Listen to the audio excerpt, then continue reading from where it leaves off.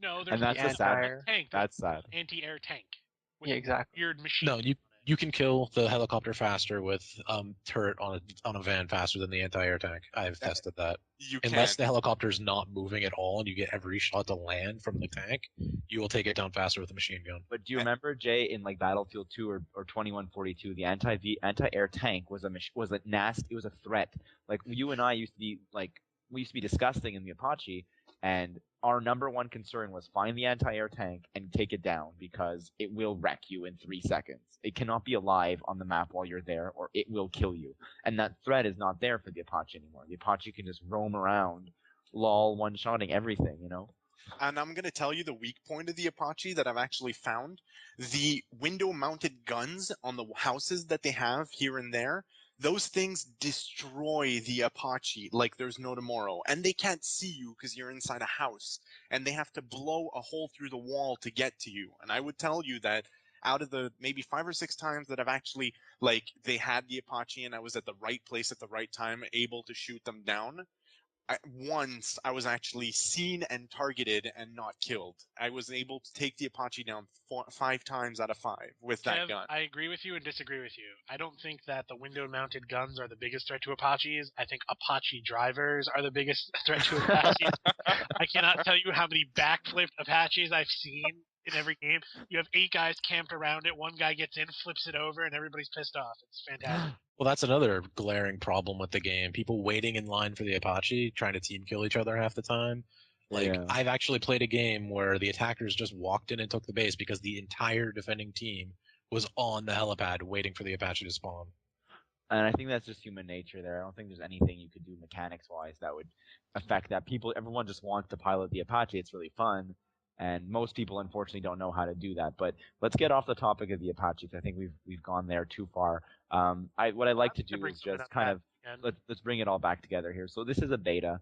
It is what it is. You know, you can take it for what it's worth. And one thing that I'd like to note is that, like EA said on the forums, the beta client is not being patched in at all before release.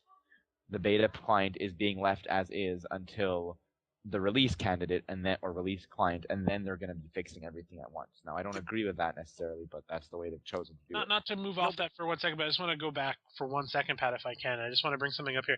Since we're talking a lot about balance, and I just want to ask a question to you guys. What do you think about the idea of limiting how many of each group of class you can get in?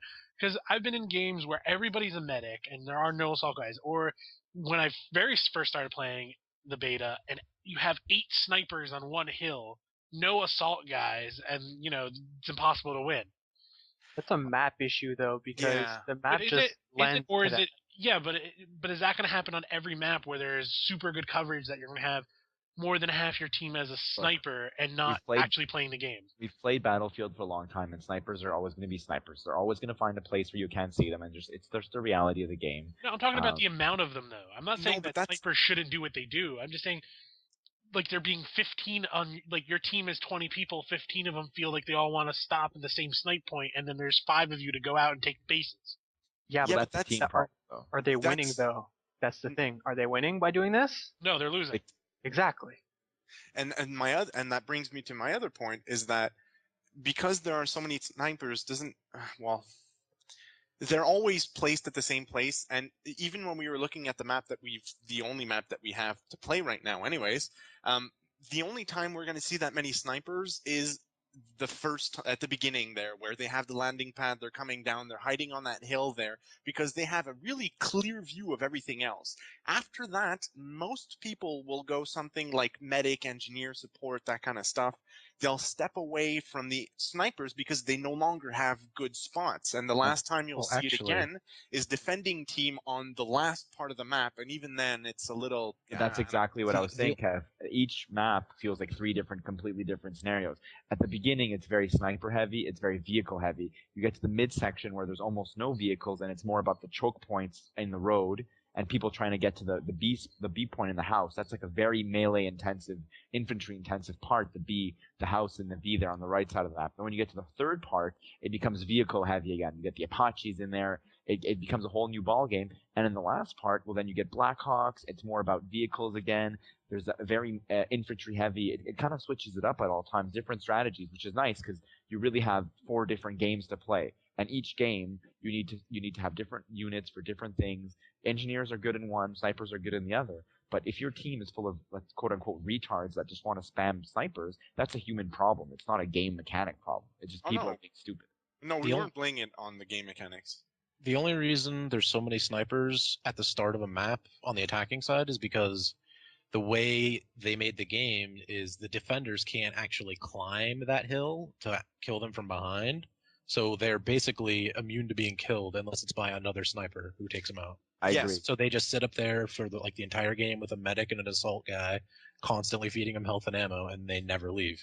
But arguably, the thing is that if they gave the defenders the access to actually go up on that map, a problem would arise. It's because, first of all, they're coming in through parachutes, and which would give us, a very clear line of sight to be able to kill them. And second of all, arguably, the first 2 points, the first 2 points that they have to take are 2 of the hardest points to attack.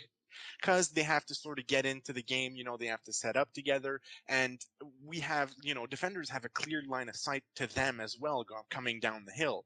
So the game always lasts the longest, the first and last parts of the map. The parts in the middle, depending on your game, you might get some of them that choke up there and whatnot, but most of the time either they won't be able to pass the first barrier or they'll get to the last barrier. Yeah. And you know what, Jay? I agree with you there that it is annoying that you can't do anything about going behind the snipers, but it would just open up too much of a problem as far as spawn camping. If the defending team was too strong, all the defending team snipers would be on that hill sniping the spawn point.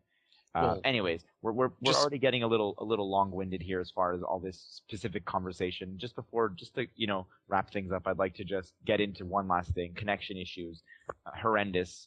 Most people aren't able to connect. You disconnect all the time.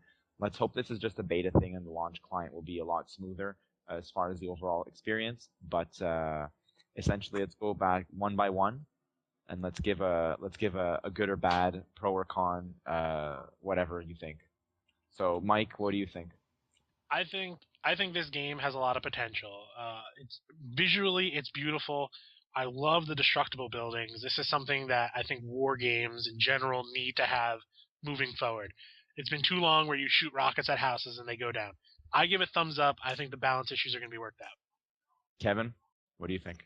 Well, to tell you the truth, I was really hoping that they were going to come up with something like this since they showed Bad Company with the whole, building destruction and everything. And I think it does bring a whole new level of multiplayer by being able to introduce this kind of, how can I call it, like geomod systems on there.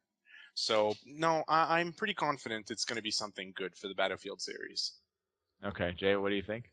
Well, having played almost every single Battlefield game ever to come out, I am happy with how this one is, but I'm also frightened by how I know how EA has worked in the past. The server issues in Battlefield 2142 were not fixed for God knows how long after release, and even then there was glaring issues years after the game was out. But if they get their act together and fix the stuff early on, this will be a great game. Awesome. And Alex, what do you think? I am a big fan of destruction in terms of buildings and all that shit. And Bad Company 1, the multiplayer, did not have a lot of building destruction, whereas in the single player it actually had. And now that it has pretty much full-fledged crippling buildings in multiplayer, it really makes me happy. As long as they can just nerf the C4. My opinion, I think DICE has gone a long way to adding interesting mechanics, notably destructible environments and new gameplay modes.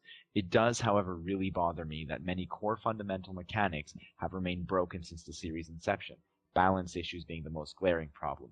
However, I think I'll always be a Battlefield whore at heart. And that was the Afterthought.